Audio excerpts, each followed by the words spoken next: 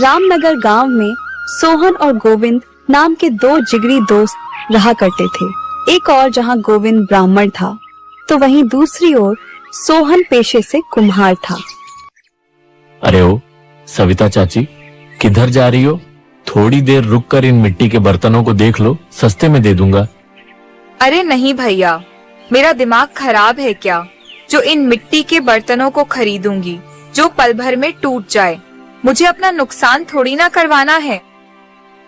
कैसी बात करती हो सविता चाची, जरा एक नजर रुककर देख तो लो, कितने प्यारे बर्तन हैं। ले लो, कह तो रहा हूँ बड़े सस्ते में दे दूंगा। अगर ऐसी बात है तो मुफ्त में ही दे दो ना, पैसे क्यों लेने। चाची एक बार रुककर मेरी बात तो सुन लो। लेकिन सविता सोहन की बातों को अनसुना कर चली जाती है और बेचारा सोहन ग्राहक के इंतजार में बस बैठा ही रह जाता है और रोज की तरह हताश होकर अपने घर लौट जाता है।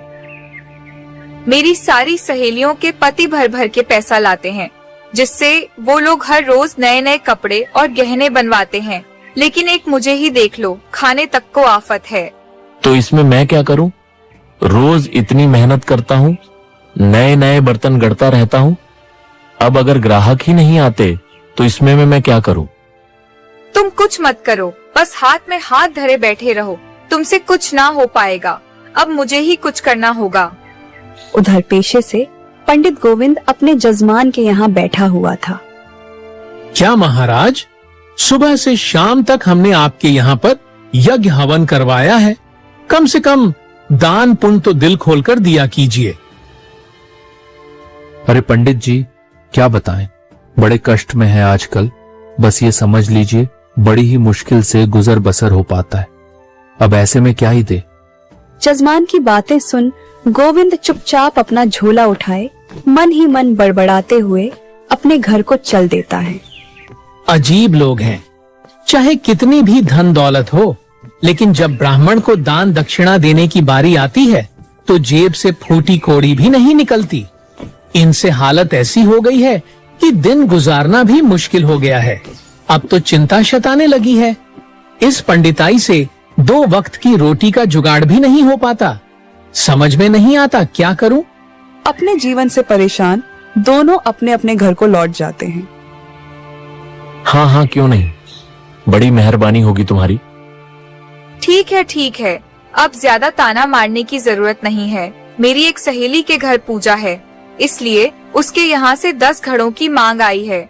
घड़ों में नक्काशी ऐसी करना कि लोग देखते रह जाए और हमें और भी ज्यादा ग्राहक मिले, समझे? और फिर सोहन दिन रात एक करके काम में जुट जाता है और बड़े ही सुंदर सुंदर घड़े बनाने लग जाता है। एक दिन सोहन अपनी दुकान पर बैठा ही था कि तभी कामिनी की सहेली का बेटा सोनू वहाँ आता है। सोहन चाचा, ओ सोहन चाचा। क्या बात है सोनू, अभी तो एक दिन बाकी है ना, तो तुम इतनी जल्दी घड़े लेने कैसे आ गए? क्या बात है, और घड़े बनवाने हैं क्या?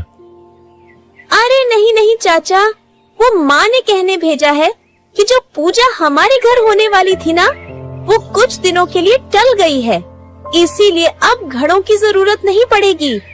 यह सुनकर सोहन के होश उड़ जाते हैं और वो गुस्से में बोलता है, क्या ये तुम क्या कह रहे हो? ऐसा कैसे हो सकता है? और तो और मैंने जो इतनी मेहनत से इतने सारे घड़े बनाए हैं, उसका क्या? उनका क्या करूंगा मैं? वह सब मैं नहीं जानता चाचा, इसके बारे में मैंने सब चाची जी को बता दिया है। अब आप चाहो तो उनसे पूछ लेना। और फिर सोनू वहाँ से चला जाता है। हे भगवान, अब इतने सारे घड़ों का मैं क्या करूं? पता नहीं ऐसा मेरे साथ ही क्यों होता है।